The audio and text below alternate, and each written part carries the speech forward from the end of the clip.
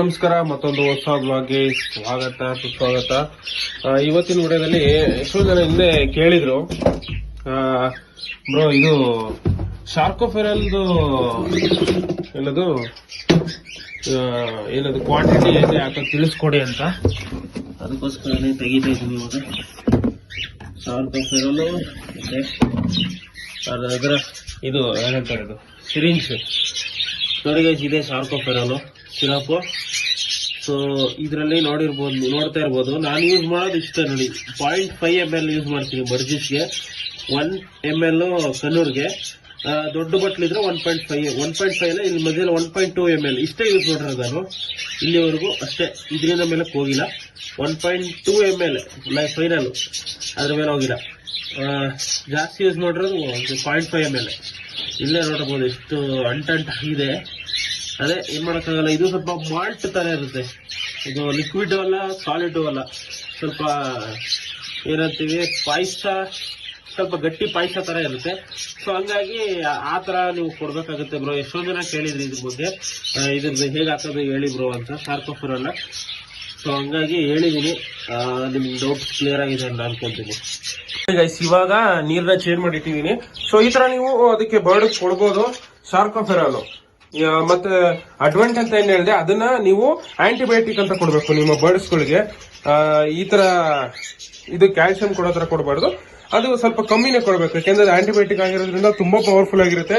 So ಅದನ್ನ at least ಕಮ್ಮಿ ಕೊಡೋದ್ರಿಂದ ಒಳ್ಳೇದಾಗುತ್ತೆ ಅಂತ ನಾನು ಹೇಳ್ಬೋದು. ಯಾಕೆಂತಂದ್ರೆ ಜಾಸ್ತಿ ಯಾವ್ದನ್ನು ಕೊಡಬಾರ್ದು ಮೆಡಿಸಿನ್ ಆಗ್ಲಿ. ಸೊ ಆದಷ್ಟು ಕಮ್ಮಿ ಕೊಡಿ ಅಡ್ವೆಂಟ್ನ. ಅದನ್ನೇನು ಕೊಡಬೇಕು ಅಂತ ಏನಿಲ್ಲ, ನಿಮ್ ಬರ್ಡ್ ಏನಾದ್ರು ತೊಂದರೆ ಇದ್ರೆ ಮಾತ್ರ ಯೂಸ್ ಮಾಡಿ ಹೊರತು ಸುಮ್ನೆ ನಿಮ್ ಬರ್ಡ್ ಚೆನ್ನಾಗಿದೆ ಅಂತಂದ್ರೆ ನೀವು ಯೂಸೇ ಮಾಡಕ್ ಹೋಗ್ಬೇಡಿ. ಇನ್ನಷ್ಟು ಜನ ಕೇಳಿದ್ರು ಬ್ರೋ, ಅದನ್ನ ಆಮೇಲೆ ನಾನು ಹೇಳೋದು ಮರ್ತ್ಬಿಟ್ಟಿದ್ದೆ ಅದನ್ನ ಹಾಕೋದನ್ನ. ಸೊ ಹಂಗಾಗಿ ಅದನ್ನ ಹೇಳಿದೀನಿ, ಶಾರ್ಕೋಫೆರಲ್ನ ಹೇಗೆ ಯೂಸ್ ಮಾಡೋದು ಅಂತ. ಜೊತೆಗೆ ಇನ್ನೊಂದು ಮರ್ತ್ಬಿಟ್ಟಿದ್ದೆ. ನೆನ್ನೆ ವಿಡಿಯೋದಲ್ಲಿ ನಾನು ಸಿಪ್ಲಾದವ್ರದ್ದು ಅಡ್ವೆಂಟ್ ಅಂತ ಒಂದು ಸಿರಪ್ ನ ಹೇಳಿದ್ದೆ. ನಿಮ್ಮ ಬರ್ಡ್ ಏನಾದ್ರು ಆಕ್ಟಿವ್ ಆಗಿಲ್ಲ ಅಥವಾ ಏನದು ಮುದ್ರಕೊಂಡು ಕೂತ್ಕೋತಾ ಇದೆ ಅಥವಾ ಫೀವರ್ ಆಗಿದೆ ಅಂತ ಅಂದ್ರೆ ಅದನ್ನ ಕೊಡ್ಬೋದು. ಅದು ಆಕ್ಚುಲಿ ಆಂಟಿಬಯೋಟಿಕ್. ಅದನ್ನು ಕೂಡ ಅಷ್ಟೇ 0.5 ml. ಅದ್ರದ್ದು ಮುಚ್ಚಳನೇ ಸಿಗುತ್ತೆ ನಿಮಗೆ ಮುಂದ್ಗಡೆ. ಸೊ ಬಾಟ್ಲ್ ಜೊತೆಗೆ ಕೊಟ್ಟಿರ್ತಾರೆ. ಅದನ್ನು 0.5 ml ಹಂಗೆ ಯೂಸ್ ಮಾಡ್ಬೋದು. ದೊಡ್ಡ ಈ ತರ ಬಾಕ್ಸ್ ಗಳಿಗೆ ಹಾಕ್ತೀರಾ ಅಂತಂದ್ರೆ ನೋಡಿ, ಇದು ಶಾರ್ಕೋಫೆರಲ್ ಹಾಕಿರೋದನ್ನು ಇವತ್ತು ಆಲ್ಮೋಸ್ಟ್ ನಿನ್ನೆ ಸಂಜೆ ಹಾಕಿರೋದು. ಈ ತರ ಕಲರ್ ಆಗ್ಬಿಡುತ್ತೆ, ಬ್ರೌನ್. ಅದು ಏನಾಗುತ್ತೆ ಅಂತಂದ್ರೆ ನಿಮಗೆ ಗೊತ್ತಾಗಲ್ಲ ಮಿಕ್ಸ್ ಆಗೋದು. ಇದು ಆಕ್ಚುಲಿ ಗಲೀಜ್ ಮಾಡ್ಬಿಟ್ಟಿದೆ ನಮ್ಮ ಬರ್ಡ್ಸ್ ಆಲ್ರೆಡಿ. ಇದು ಬ್ರೌನ್ ಕಲರ್ ಆಗಿದೆ ನೋಡಿ, ಬ್ರೌನ್ ತರ ಕಾಣ್ತಾ ಇದೆ. ಅಂದ್ರೆ ಇದು ಇವಾಗ ನಾನು ನೀರ್ ಚೇಂಜ್ ಮಾಡ್ಬೇಕು. ಆಲ್ಮೋಸ್ಟ್ ಆಯ್ತಲ್ಲ 8 hours ಆಯ್ತು. ನಿನ್ನೆ ಸಂಜೆ ಇಟ್ಟಿರೋದು, ನಿನ್ನೆ ಸಂಜೆ ಇಟ್ಟು ಇವಾಗ ಚೇಂಜ್ ಮಾಡ್ತಾ ಇದ್ದೀನಿ. ಜಯಕುಮಾರ್ ಅನ್ನೋರು ಕೇಳಿದ್ದಾರೆ, ಬ್ರೋ ನಾನು 4 ಪೇರ್ ಪಿಂಚಸ್ ತಂದಿದ್ದೀನಿ, ಕೇಜ್ ಸೈಜ್ ಹೇಳಿ ಅಂತ. 4 ಪೇರ್ ಫಿಂಚರ್ಸ್ಗೆ ಬ್ರೋ ನೋಡಿ, ಇದು 1 ಪೇರ್ ಫಿಂಚಸ್ 4 ಪೇರ್ ಇದಾಗತ್ತಾ ಇಷ್ಟು ದೊಡ್ಡ ಕೇಜು. ಸೊ ಈ ತರ ನೀವು ಇದು ಹಿಂಗೆ 2 ಫೀಟ್ ಇದೆ, 2 ಫೀಟ್ ಇಂಟು 2 ಫೀಟ್, ಹಿಂಗೆ 1 ಫೀಟ್, ಹಿಂಗೆ 1 ಫೀಟ್. ಅಂದ್ರೆ ವಿಡ್ತ್ 1 ಫೀಟ್ ಇದೆ, ಹೈಟ್ ಮತ್ತೆ ಲೆಂತ್ ಎರಡು ಕೂಡ 2 ಫೀಟ್ ಇದೆ. ಸೊ ನೀವು ನಾನು ಹೇಳೋ ಪ್ರಕಾರ ನೀವು ಫಿಂಚರ್ಸ್ ಹಾಕ್ತೀರಾ ಅಂತಂದ್ರೆ ನೀವು ಫಿಂಚರ್ಸ್ ನ ಆಲ್ಮೋಸ್ಟ್ ಒಂದು 2 ಫೀಟ್ ಕೇಜ್ ಅಲ್ಲಿ ಇಟ್ರೆ ಒಳ್ಳೇದು. ಚೈನಾ ಕೇಜ್ ಇದು 1.5 ಫೀಟ್ ಇದು. ಈ ಕೇಜ್ ಅಲ್ಲಿ ಇಡಬಹುದು. ಇದರಲ್ಲಿ 2 ಪೇರ್ ಪಿಂಚಸ್ ಆರಾಮಾಗಿ ಬಿಡಬಹುದು. ನಿಮ್ದು 4 ಪೇರ್ ಪಿಂಚಸ್ ಆಗಿರೋದ್ರಿಂದ 2 feet into 2 feet into 2 feet ಎಲ್ಲಾ ಕಡೆ 2 ಫೀಟ್ ಇದ್ರೆ ತುಂಬಾ ಚೆನ್ನಾಗಿರುತ್ತೆ. ತುಂಬಾ ಹಾರಾಡ್ಕೊಂಡಿರ್ತವೆ ಬರ್ಡ್ಗಳು. ಇಲ್ಲ ಅಂತಂದ್ರೆ ಚೈನಾ ಕೇಜ್ಗಳು ಬರ್ತವೆ. ಈಗ ಕೇಜ್ 2 ಫೀಟ್ ಅಂದ್ರೆ ನೋಡಿ, ಇದು ಕಾಕ್ಟೇಲ್ ಇದೆಯಲ್ಲ ನೋಡಿ, ಇದು 2 ಫೀಟ್. ಇದು ಹೆಂಗಿರುತ್ತೆ ಅಂದ್ರೆ ಲೆಂತ್ 2 ಫೀಟ್ ಇರುತ್ತೆ, ಹೈಟ್ 1.5 ಫೀಟ್ ಇರುತ್ತೆ, ಜೊತೆಗೆ ವಿಡ್ತ್ ಕೂಡ 1.5 ಫೀಟ್ ಇರುತ್ತೆ. ಸೊ ಇದನ್ನ ನೀವು ಈ ತರ ಕೇಜ್ ನ ಆರಾಮಾಗಿ 4 ಪೇರ್ ಪಿಂಚಸ್ ಇದ್ರಲ್ಲಿ ಬಿಡಬಹುದು. ನೋಡಿ ನನ್ನೇ ಮಾತಾಡ್ಸಕ್ ಬರ್ತೈತೆ. ಈ ತರದ್ರಲ್ಲಿ ನೀವು ಆರಾಮಾಗಿ 4 ಪೇರ್ ಪಿಂಚಸ್ ಬಿಡ್ಬೋದು. 1 2 3 4 ಮಡಕೆ ಕೂಡ ಕಟ್ಬೋದು. ಇಲ್ಲಾಂದ್ರೆ ಅಲ್ಲೆರಡು ಕಟ್ಬೋದು. ಇಲ್ಲ ಉದ್ದಕ್ಕೆ 3 ಕಟ್ಬೋದು, ಕೆಳಗಡೆ 1 ಕಟ್ಬೋದು. ಸೊ ಈ ತರದ ಒಂದು ಕೇಜ್ ತಗೊಬಿಡಿ 2 ಫೀಟ್. 2 ಫೀಟ್ ಚೈನಾ ಕೇಜ್ ತಗೊಂಡ್ರೆ ಬೆಟರ್. ಯಾಕೆಂತಂದ್ರೆ ಅದ್ರಲ್ಲಿ ನಿಮಗೆ ಒಂದು ಫ್ರೀ ಫ್ಲೈಟ್ ಕರೆಕ್ಟ್ ಜಾಗನೂ ಇರುತ್ತೆ, ಜೊತೆ ಪಿಂಚಸ್ ಕೂಡ ಒಂದು ಏನಂತೀವಿ ಫುಲ್ ಫ್ರೀಡಮ್ ಫೀಲ್ ಆಗುತ್ತೆ. ಸೊ ಹಂಗಾಗಿ ನೀವು ಈ ತರ 2 ಫೀಟ್ ಕೇಜ್ ನ ತಗೊಂಡ್ರೆ ಊಟ ನೀರು ಮಾಮೂಲಿ ಇಟ್ಬಿಡಿ. ಸೊ ಈ ತರನು ನೀವು ನಿಮ್ಮ 4 ಪೇರ್ ಪಿಂಚಸ್ ನ ಬಿಡಬಹುದು ಬ್ರೋ. ಒಬ್ರು ಕೇಳಿರೋದು, ಬ್ರೋ ಕಾಕ್ಟೇಲ್ಸ್ ಗೆ ಡೈಲಿ ಸಾಫ್ಟ್ ಫುಡ್ ಕೊಡ್ಬೋದಾ ಅಂತ. ನೀವೇ ನೋಡಿರ್ತೀರಾ, ನಾನು ಕಾಕ್ಟೇಲ್ಸ್ ಗೆ ಸಾಫ್ಟ್ ಫುಡ್ ಕೊಟ್ಟು ಆಲ್ರೆಡಿ ಒಂದು 3-4 ದಿನ ಆಯ್ತು. ಸೊ ಆದ್ರೂ ಕೂಡ ಆಟ ಆಡ್ಕೊಂಡಿದ್ದಾವೆ ಹುಡುಗರು.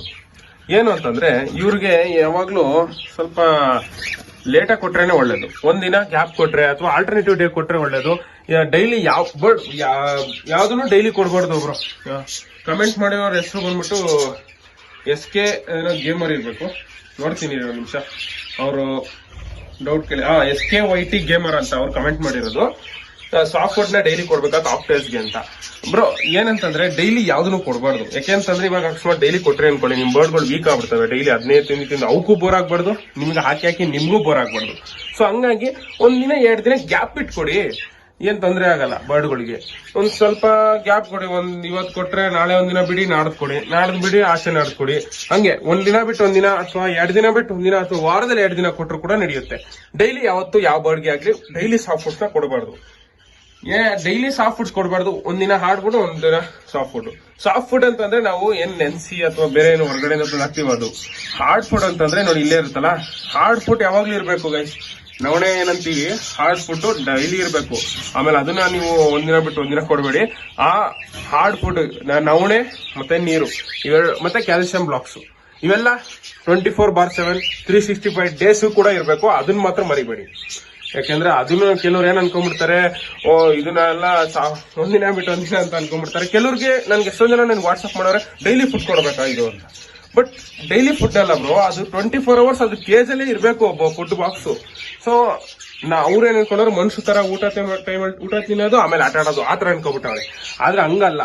ಏನಂದ್ರೆ 24/7 ಅದ್ರಲ್ಲಿ ಇರ್ಬೇಕು ಕೇಜಲ್ಲಿ. ಸೊ ಆತರ ನೀವು ನಿಮ್ಮ ಬರ್ಡ್ಸ್ಗಳಿಗೆ ಫುಡ್ ನ ಕೊಡ್ಬೋದು. ಬಟ್ ಸಾಫ್ಟ್ ಫುಡ್ಸ್ ನಾನು ಹೇಳ್ದಂಗೆ ಅದೇ ಒಂದಿನ ಬಿಟ್ಟು ಒಂದಿನ ಆಲ್ಟರ್ನೇಟಿವ್ ಡೇಸ್ ಕೊಟ್ರೆ ತುಂಬಾ ಒಳ್ಳೇದು. ಕೇಳಿರೋದು by budgies not breeding, first breed egg ಮಾಡಿದೆ, ಹೊರಗೆ ಹಾಕಿದೆ, ಏನ್ ಮಾಡೋದು ಬ್ರೋ, ಕ್ಯಾಲ್ಸಿಯಂ ಬ್ಲಾಕ್ ಇಟ್ಟಿದ್ದೀನಿ ಅಂತ ಕೇಳಿದಾರೆ. ಬ್ರೋ ಇವಾಗ ನಿಮ್ಮ ಬರ್ಡ್ಸ್ಗಳು ನಿಮ್ಮ ಹತ್ರ ಬ್ರೀಡಿಂಗ್ ಆಗ್ಲೇಬೇಕು ಅನ್ನೋ ಕಂಪಲ್ಸರಿ ಏನಿಲ್ಲ. ಬಟ್ ಏನಂತಂದ್ರೆ ಇವಾಗ ನಿಮ್ಮ ಬರ್ಡ್ಗಳು ಕನ್ಫರ್ಮ್ ಬ್ರೀಡಿಂಗ್ ಆಗ್ಬೇಕು ಅಂತಂದ್ರೆ ಒಂದೊಳ್ಳೆ ಬ್ರೀಡಿಂಗ್ ಮಾಡುವಂತ ವಾತಾವರಣ ಇರಬೇಕು, ಒಂದು ಪ್ರೈವೇಸಿ ಇರಬೇಕು. ಹೇಗೆ ಅಂತಂದ್ರೆ ಇವಾಗ ನೋಡಿ, ಇವಾಗ ನಮ್ಮ ಬರ್ಡ್ಸ್ ಇವಾಗ ಇಲ್ಲಿ ನೋಡ್ತಾ ಇದೀರಾ, ಈಗ ಈ ಕೇಜ್ ಅಲ್ಲಿ ಬರ್ಡ್ ಇದೆ. ಸೊ ನಾನು ಇಲ್ಲಿಂದ ಎಂಟ್ರ್ ಆಗ್ತೀನಿ ಅನ್ಕೊಳ್ಳಿ, ಅವಾಗ ಸಡನ್ ಆಗಿ ಆ ಬರ್ಡ್ ಎದುರ್ಕೊಂಬಾರ್ದು. ಈಗ ಹಿಂಗಂದ್ರೂ ಎದುರ್ಕೊಂಬಾರ್ದು, ಅಂದ್ರೆ ಅಲ್ಲೇ ಒದ್ದಾಡಿದ್ರೆ ಓಕೆ. ಈ ತರ ಹಿಂಗೆಲ್ಲ ಸೌಂಡ್ ಮಾಡಿದಾಗ ಬಟ ಬಟ ಬಟ ಅಂತ ಆಡ್ಬಾರ್ದು. ಇವಾಗ ಎಕ್ಸಾಂಪಲ್ ತೋರಿಸ್ತೀನಿ ನೋಡಿ. ಈಗ ಇದು ಮರಿಗಳು ಇನ್ನ ನಮ್ಮ ಮನೆಗೆ ಹೊಸ್ತಾಗಿ ಬಂದಿರೋದಲ್ವಾ, ಹಿಂಗಂದ್ರೂ ನೋಡಿ ಆಲ್ರೆಡಿ ಅಡ್ಜಸ್ಟ್ ಆಗ್ಬಿಟ್ಟವ್ರೆ. ಒಂದೊಂದು ಹಾರಾಡ್ತವೆ, ಒಂದೊಂದು ಕೂತ ಇದಾವೆ ಅಂದ್ರೆ ಅವೆಲ್ಲ ಅಡ್ಜಸ್ಟ್ ಆಗಿದಾವೆ. ಯಾವ್ಯಾವ ಹಾರಾಡ್ತಾ ಇದಾವೆ ನೋಡಿ, ಯಾವ 1-2 ಹಾರಾಡ್ತಾ ಇದಾವಲ್ಲ ಅವ್ಯಾವ ಅಡ್ಜಸ್ಟ್ ಆಗಿಲ್ಲ ನೋಡಿ. ಎಲ್ಲ ಹಾರಾಡ್ತಾ ಇಲ್ಲ, 1-2 ಹಾರಾಡ್ತಾ ಇರೋದು, 2 ಇಲ್ಲ 3 ನೋಡಿ. ಆತರ ನೋಡಿ, ಇಷ್ಟೆಲ್ಲ ಅಡ್ಜಸ್ಟ್ ಆಗ್ಬಿಟ್ರೆ ನಿಮ್ಮ ಮನೇಲಿ ನಿಮ್ಮ ಬರ್ಡ್ಸ್ ಕೂಡ ಆರಾಮಾಗಿ ಬ್ರೀಡ್ ಆಗ್ತಾವ ಬ್ರೋ. ಈ ತರ ನೀವು ಡೈಲಿ ಹೋಗ್ಬಿಟ್ಟು ಹಿಂಗ್ ಚೆಕ್ ಮಾಡೋದು ಈ ತರ ಎಲ್ಲ ಮಾಡಿದಾಗ ಏನಾಗುತ್ತೆ, ನಿಮ್ಮ ಬರ್ಡ್ಗಳಿಗೆ ಅನ್ಸೇಫ್ ಫೀಲ್ ಆದಾಗ ಆ ಮೊಟ್ಟೆ ಅಥವಾ ಮರಿ ಏನಿದೆ ಅದನ್ನ ಸಾಯಿಸೋದು, ಹೊರಗೆ ಹಾಕೋದಾಗುತ್ತೆ. ಸೊ ಅದು ಫಸ್ಟ್ ಬ್ರೀಡ್ ಸೆಕೆಂಡ್ ಬ್ರೀಡ್ ಅಲ್ಲಿ ಆಗುತ್ತೆ. ಬಟ್ ನಾನ್ ಸಜೆಸ್ಟ್ ಮಾಡೋದು, ನಿಮಗೆ ಮೊಟ್ಟೆ ಇಕ್ಕಿದೆ ಅಂತ ಗೊತ್ತಾದ್ಮೇಲೆ ಒಂದು 12ರಿಂದ 13 ದಿನ ಬಿಡಿ, ಅದನ್ನ ಬಿಟ್ಬಿಟ್ಟು ಆಮೇಲೆ ನೋಡಿ. ಡೈಲಿ ನೋಡುವಂತ ಅಗತ್ಯ ಏನಿಲ್ಲ. ಅದಕ್ಕೆ ಗಾಳಿ ಹವಾ ಎಲ್ಲ ಚೆನ್ನಾಗಿ ಬರುತ್ತೆ. ನೀವು ಊಟ ನೀರು ಸಾಫ್ಟ್ ಫುಡ್ ನ ಚೆನ್ನಾಗಿ ಕೊಟ್ಕೊಂಡು ಹೋಗಿ ಸಾಕು. ಬಟ್ ಡೈಲಿ ನೋಡಕ್ ಹೋಗ್ಬಿಡಿ. ಮೊಟ್ಟೆ ಇಟ್ಟಿನಿ ಅಂತ ನಿಮಗೆ ಫಸ್ಟ್ ಡೇ ಗೊತ್ತಾದ್ಮೇಲೆ ನೆಕ್ಸ್ಟ್ ದಿನ ಡೈಲಿ ನೋಡಕ್ ಹೋಗ್ಬಿಡಿ, ಬಿಟ್ಬಿಡಿ ಅದ್ರ ಪಾಡಿಗೆ ಅದನ್ನ. ಅದಾದ ನಂತರ ಮರಿ ಆಗಿದ್ದ ದಿನ ನಿಮಗೆ ನೋಡ್ಕೊಳ್ಳಿ. ಒಂದ್ ಕೆಲಸ ಮಾಡಿ, ನೀವು ಫಸ್ಟ್ ಡೇ ನೋಡ್ಕೊಳ್ಳಿ ಮೊಟ್ಟೆ ಇಕ್ಕಿದೆ ಗೊತ್ತಾಗಿದ್ಯಾ. ಸೊ ಸೆಕೆಂಡ್ನೇ ದಿನ ನೋಡಿ ಮೊಟ್ಟೆ ಇಕ್ಕಿದ್ಯಾ, ಇಲ್ಲ ನೆಕ್ಸ್ಟ್ ದಿನ ಇಡುತ್ತೆ. ಸೊ 2 ಮೊಟ್ಟೆ ಇಟ್ಟಿದೆ ಅಂತಂದ್ರೆ ಕಂಟಿನ್ಯೂಸ್ ಆಗಿ ಇಡ್ತಾ ಹೋಗುತ್ತೆ. ನೀವು ಕ್ಯಾಲೆಂಡರ್ ಅಲ್ಲಿ 21 ಡೇಸ್ ಮಾರ್ಕ್ ಮಾಡ್ಕೊಳ್ಳಿ. 21st ಡೇ ನೀವು ನೋಡಿ ಮರಿ ಆಗಿದೆಯಾ ಅಂತ. ಮರಿ ಆಗಿದೆ ಅಂತಂದ್ರೆ 100% ಅದು ಕನ್ಫರ್ಮ್ ಏನದು ಸಕ್ಸಸ್ಫುಲ್ ಬ್ರೀಡಿಂಗ್ ಆಗಿರುತ್ತೆ. ಸೊ 21st ಅದು ಮರಿ ಆಗಿದೆ ಅಂತಂದ್ರೆ ಅದಾದ್ಮೇಲೆ ನೀವು ಮತ್ತೆ ನೋಡಕ್ ಹೋಗ್ಬಿಡಿ. ಒಂದು 10 ಡೇಸ್ ಬಿಟ್ಬಿಡಿ, ಅದ್ರ ಪರಿ ಮರಿ ಎಲ್ಲ ಮರಿನೂ ಹ್ಯಾಚ್ ಆಗುತ್ತೆ. ಸೊ ಎಲ್ಲ ಮರಿ ಹ್ಯಾಚ್ ಆದ್ಮೇಲೆ ನೀವು ನೆಕ್ಸ್ಟ್ ಎಲ್ಲ ಮರಿ ಹ್ಯಾಚ್ ಆದ್ಮೇಲೆ ಒಂದ್ಸರಿ ನೋಡಿ. ಸೊ ಈ ತರ ಮಾಡಿದ್ರೆ ಏನಾಗುತ್ತೆ, ನಮ್ ಬರ್ಡ್ ಕೂಡ ಸೇಫ್ ಆಗಿರುತ್ತೆ, ಅದಕ್ಕೂ ಕೂಡ ಸೇಫ್ ಅನ್ಸ್ಬೇಕು. ಅವಾಗ ಅದು ಕನ್ಫರ್ಮ್ ಆಗಿ ಎಲ್ಲಾ ಮರಿಗಳನ್ನು ಚೆನ್ನಾಗಿ ಸಾಕುತ್ತೆ. ಜೀವನ್ ಗೌಡವ್ರ ಕೇಳಿರೋದು, bro breeding box setup video ಮಾಡಿ, ಫಸ್ಟ್ ಟೈಮ್ ತಂದಿದ್ದೀನಿ ಬರ್ಜೀಸ್ ನ, ಸಾಂಗ್ ವಿಡಿಯೋ ಮಾಡಿ ಅಂತ. ಬ್ರೋ ಫಸ್ಟ್ ಟೈಮ್ ತಂದಿದೀರ ಅಂತಂದ್ರೆ ಬರ್ಜೀಸ್ ನ, ನಿಮ್ಮ ಬರ್ಜೀಸ್ ಏನಾರ ಅಡಲ್ಟ್ ಆಗಿದೆಯಾ ಅಥವಾ ಸೆಮಿ ಅಡಲ್ಟ್ ತಂದಿದ್ದೀರಾ ಅದ್ರ ಮೇಲೆ ಡಿಪೆಂಡ್ ಆಗುತ್ತೆ. ಸೆಮಿ ಅಡಲ್ಟ್ ತಂದಿದ್ರೆ ಒಂದು 2-3 ತಿಂಗಳು 4 ತಿಂಗಳವರೆಗೂ ವೇಟ್ ಮಾಡಲೇಬೇಕು ನಿಮ್ಮ ಮನೆಗೆ ಅಡ್ಜಸ್ಟ್ ಆಗೋವರೆಗೂ. ಅದಾದ ನಂತರ ನೀವು ಬ್ರೀಡಿಂಗ್ ಬಾಕ್ಸ್ ನ ಕೊಡತಕ್ಕಂಥದ್ದು. ನಿಮ್ಮ ಮನೆಗೆ ಏನಾರು ಅಡಲ್ಟ್ಸ್ ತಂದಿದ್ದೀರಾ ಅಂತಂದ್ರೆ, ಅಡಲ್ಟ್ಸ್ ಆಗ್ಲಿ ನಾನು ಯಾರಿಗೂ ಸಜೆಸ್ಟ್ ಮಾಡಲ್ಲ. ಯಾರು ಆಲ್ರೆಡಿ ಬ್ರೀಡಿಂಗ್ ಮಾಡಿ ಇವಾಗ ನಮ್ ತರ ಯಾರು ಒಂದ್ 2-3 ಪೇರ್ ಇಟ್ಟು ಬ್ರೀಡಿಂಗ್, ಅಂದ್ರೆ ಮೊದಲು ಅವಾಗ 2-3 ಪೇರ್ ಇತ್ತಲ್ಲ, ಅವಾಗಿಂದ ಹೇಳ್ತಾ ಇದೀನಿ. ಅವಾಗ ಒಂದ್ 2-3 ಪೇರ್ ಇಟ್ಟು ಬ್ರೀಡಿಂಗ್ ಮಾಡಿ ರೆಡಿ ಎಕ್ಸ್ಪೀರಿಯನ್ಸ್ ಇರೋರು ಅಡಲ್ಟ್ಸ್ ನ ತಂದ್ರೆ ಅವರು ಪಳಗಿಸ್ಬೋದು. ಈಗ ಅಡಲ್ಟ್ ತಂದ್ರು ಅವ್ರು ಪಳಗಿಸಿ ಬ್ರೀಡಿಂಗ್ ಮಾಡಿಸ್ಬೋದು. ಸೊ ಹೊಸಬ್ರು ಅಡಲ್ಟ್ಸ್ ತಂದ್ರೆ ಏನಾಗುತ್ತೆ ಅಂದ್ರೆ ಆ ಬರ್ಡ್ಗಳು ಕೆಲವೊಂದು ಬ್ರೀಡ್ ಆಗ್ಬಿಡ್ತವೆ ಒಂದು ಸಮಯದಲ್ಲಿ, ಕೆಲವೊಂದು ಬ್ರೀಡ್ ಆಗಲ್ಲ. ಅವಾಗ ನಮಗೆ ತುಂಬಾ ಬೇಜಾರಾಗ್ಬಿಡುತ್ತೆ. ಸೊ ಅಲ್ಲಿಗೆ ಡಿಮೋಟಿವೇಟ್ ಆಗ್ಬಿಟ್ಟು ಬರ್ಡ್ಸ್ಗಳನ್ನ ಕೊಟ್ಬಿಡ್ತಾರೆ, ಅಥವಾ ಬ್ರೀಡೇ ಆಗ್ತಾ ಇಲ್ಲ ಅಂತ ಎಲ್ಲ ಕಡೆ ಕಂಪ್ಲೇಂಟ್ ನೀಡಕ್ಕೆ ಶುರು ಮಾಡ್ತಾರೆ. ಸೊ ಹಂಗಾಗಿ ನಾನು ಹೇಳೋದಿಷ್ಟೇ, ನೀವು ಸೆಮಿ ಅಡಲ್ಟ್ಸ್ ತಗೊಂಡ್ರೆ ಬೆಟರ್. ಸೆಮಿ ಅಡಲ್ಟ್ಸ್ ತಗೊಂಡು 4 ತಿಂಗಳು ವೆಯ್ಟ್ ಮಾಡಿ, ಅದಾದ ನಂತರ ನೀವು ಬ್ರೀಡಿಂಗ್ ಬಾಕ್ಸ್ ನ ಕೊಡಿ. ಇವಾಗ ಅಷ್ಟೇ ನೀವೇನಾದ್ರು ಸೆಮಿ ಅಡಲ್ಟ್ಸ್ ತಂದಿದ್ರೆ ಒಂದು 4 ತಿಂಗಳು ವೆಯ್ಟ್ ಮಾಡಿ, ಅದಾದ ನಂತರ ನೀವು ಬ್ರೀಡಿಂಗ್ ಬಾಕ್ಸ್ ಅಥವಾ ಮಡಕೆ ಕೊಡ್ಬೋದು. ಅಲ್ಲಿವರೆಗೂ ನೀವು ಬರ್ಡ್ಗಳನ್ನ ರೆಡಿ ಮಾಡ್ಕೊಳ್ಳಿ. ಯಾವ ತರ ಅದಕ್ಕೆ ಸಾಫ್ಟ್ ಫುಡ್ಸ್ ಆಗಿರ್ಬೋದು ಎಲ್ಲ ರೆಡಿ ಮಾಡ್ಕೊಳ್ಳಿ ನಿಮ್ಮ ಬರ್ಡ್ಸ್ ಗಳಿಗೆ ಕೊಟ್ಟು. ಕ್ವಶನ್ ಅವ್ರು ಕೇಳಿರೋದು, ಬ್ರೋ ನನ್ನ ಹತ್ರ 2 ಪೇರ್ ಬಡ್ಜೀಸ್ ಇದೆ, ಅದನ್ನ ತಂದು 1 ವರ್ಷ ಆಗಿದೆ, ಆದ್ರೂ ಅದು ಮೊಟ್ಟೆ ಇಕ್ತಿಲ್ಲ ಅಂತ. ಮೋಸ್ಟ್ ಪ್ರಾಬಬ್ಲಿ ಬ್ರೋ ನಿಮ್ಮ bird male and female first confirm ಮಾಡಿ. ಹಂಗೋ ಮೇಲ್ ಅಂಡ್ ಫಿಮೇಲ್ ಕನ್ಫರ್ಮ್ ಆಗೈತೆ ಅಂತಂದ್ರೆ ಫಸ್ಟ್ ನಿಮ್ಮ ಫಿಮೇಲ್ ಬರ್ಡ್ ಕೋಆಪರೇಟ್ ಮಾಡ್ತಿದ್ಯಾ ನೋಡಿ. ಯಾಕೆಂತಂದ್ರೆ ಫಿಮೇಲ್ಗಳು ಕಚ್ತವೆ ಮೇಲ್ಗಳಿಗೆ, ಹತ್ರಕ್ಕೆ ಬರಕ್ ಬಿಡಲ್ಲ. ಸೊ ಹಂಗಾಗಿ ಬ್ರೀಡಿಂಗೇ ಆಗಿರಲ್ಲ. ಸೊ ಫಸ್ಟ್ ನೋಡಿ ಆಕ್ಟಿವಿಟಿ 2 ಪೇರ್ ಆಗಿದ್ಯಾ, ಫುಡ್ ಎಕ್ಸ್ಚೇಂಜ್ ಮಾಡ್ತಿದ್ಯಾ, ಆಮೇಲೆ 2 ಹೊಂದ್ಕೊಂಡಿದ್ಯಾ ಜಾಗಕ್ಕೆ, ನಿಮ್ ಮನೆ ಜಾಗಕ್ಕೆ ಹೊಂದ್ಕೊಂಡಿದ್ಯಾ ಫಸ್ಟ್ ಅದನ್ನ ಚೆಕ್ ಮಾಡಿ. ಅದಾದ ನಂತರ ನಿಮ್ಮ ಬ್ರೀಡಿಂಗ್ ಬಾಕ್ಸ್ ಅಥವಾ ಮಡಕೆ ಏನಾರು ಕೊಟ್ಟಿದ್ರೆ ಅದನ್ನ ತೆಗೀರಿ. ತೆಗೆದಾದ ನಂತರ ಅವೆರಡು ಪೇರ್ನು ನಿಮ್ಮ ಹತ್ರ ಇನ್ನೊಂದು ಕೇಜ್ ಇದ್ರೆ ಅವೆರಡು ಬರ್ಡ್ ನ ಸಪರೇಟ್ ಮಾಡಿ ಒಂದು 5 ಡೇಸ್ ವರೆಗೂ ಸಿಂಗಲ್ ಆಗಿ ಬಿಡಿ. ಊಟ ನೀರು ಕೊಡಿ. ನಿಮ್ಮಲ್ಲಿ ಕೇಜ್ ಇದ್ರೆ, ಕೇಜ್ ಇಲ್ಲ ಅಂತಂದ್ರೆ ಪರವಾಗಿಲ್ಲ, ಅದೇ ಕೇಜ್ ಅಲ್ಲೇ ಬಿಡಿ. ಅದಾದ ನಂತರ ಬ್ರೀಡಿಂಗ್ ಬಾಕ್ಸ್ ಅಂತ ತೆಗೆದು ಬಿಡಿ. ಬ್ರೀಡಿಂಗ್ ಬಾಕ್ಸ್ ಅಥವಾ ಮಡಕೆ ಏನ್ ಕೊಟ್ಟಿದ್ರೆ ಅದು ತೆಗೆದು ಬಿಡಿ. ಅದನ್ನ ಆ ಪೇರ್ನ ಬಿಡಿ, ಬಟ್ ಬ್ರೀಡಿಂಗ್ ಬಾಕ್ಸ್ ಇರಬಾರ್ದು. ಊಟ ನೀರು ಕೊಡಿ 15 ದಿನವರೆಗೂ. ಅದಾದ ನಂತರ ಮತ್ತೆ ಇವಾಗ ಆಕ್ಚುಲಿ ರೆಸ್ಟ್ ಸೀಸನ್. ಇವಾಗ ನೋಡಿ ನಾನೇ ರೆಸ್ಟ್ ಕೊಟ್ಟಿದ್ದೀನಿ. ಸೊ ನಾನು ಇವಾಗ ಏನ್ ಹೇಳ್ತೀನಿ ಅಂತಂದ್ರೆ, ನೀವೇನೋ ಬ್ರೀಡಿಂಗ್ ಬಾಕ್ಸ್ ಕೊಟ್ಟಿದ್ರೆ ಬ್ರೀಡಿಂಗ್ ಬಾಕ್ಸ್ ನ ತೆಗೆದುಬಿಟ್ಟು ಸಮ್ಮರ್ ಸೀಸನ್ ಮುಗಿಯೋವರೆಗೂ ಅದಕ್ಕೆ ಚೆನ್ನಾಗಿ ಸಪ್ಲಿಮೆಂಟ್ಸ್ ಎಲ್ಲ ಕೊಟ್ಟು ರೆಡಿ ಮಾಡಿ. ಅದಾದ ನಂತರ ಜೂನ್ ತಿಂಗಳೇನ್ ಬರುತ್ತೆ, ಏಪ್ರಿಲ್ ಅಥವಾ ಜೂನ್, ಮೇ ಅಥವಾ ಜೂನ್ ಅಲ್ಲಿ ಒಂದು ಫಸ್ಟ್ ಮಳೆ ಅಂತ ಆಗುತ್ತೆ. ಸೊ ಅವಾಗ ಆ ಟೈಮಲ್ಲಿ ನೀವು ನಿಮ್ಮ ಬರ್ಡ್ಗಳಿಗೆ ಬ್ರೀಡಿಂಗ್ ಬಾಕ್ಸ್ ಅಥವಾ ಮಡಕೆನ ಕೊಡಿ. 100% ಬ್ರೀಡಿಂಗ್ ನ ಮಾಡುತ್ತೆ. ಜೊತೆ ಹಿಂಗೇನಾರ ಡೌಟ್ಸ್ ಇದ್ರು ಕೂಡ ನೀವು ವಾಟ್ಸ್ಆಪ್ ಅಲ್ಲಿ ನನಗೆ ಕನೆಕ್ಟ್ ಆಗ್ಬೋದು. ವಾಟ್ಸ್ಆಪ್ ನಂಬರ್ ಆಲ್ರೆಡಿ ಡಿಸ್ಪ್ಲೇ ಆಗಿರುತ್ತೆ. ಸಿಗೋಣ ಗೈಸ್ ಮುಂದಿನ ಬ್ಲಾಗ್ ಅಲ್ಲಿ. ಅಲ್ಲಿವರೆಗೂ ಟೇಕ್ ಕೇರ್, ಬಾಯ್. ಇನ್ನಷ್ಟು ಕಮೆಂಟ್ಸ್ ಗಳಿಗೆ ಉತ್ತರ ಕೊಡೋದಿದೆ, ಅದೆಲ್ಲ ನಾನು ನೆಕ್ಸ್ಟ್ ವಿಡಿಯೋದಲ್ಲಿ ಕೊಡ್ತೀನಿ. ಜೊತೆಗೆ ನಿಮ್ಗೆ ಏನಾರ ಪ್ರಶ್ನೆ ಇತ್ತು ಅಂತಂದ್ರೆ ಇನ್ನ ಟೈಮ್ ಇದೆ. ನೀವೇನ್ ಡೈಲಿ ವಿಡಿಯೋಸ್ ಏನ್ ಮಾಡ್ತಾ ಇರ್ತೀನಿ, ಅದನ್ನ ನಿಮ್ಗೆ ಏನ್ ಡೌಟ್ಸ್ ಇದೆ ಅದನ್ನ ಕಮೆಂಟ್ಸ್ ಮಾಡ್ತಾ ಇರಿ. ಸಿಗೋಣ ಗೈಸ್ ಮುಂದಿನ ಬ್ಲಾಗ್ ಅಲ್ಲಿ. ಅಲ್ಲಿವರೆಗೂ ಟೇಕ್ ಕೇರ್, ಬಾಯ್.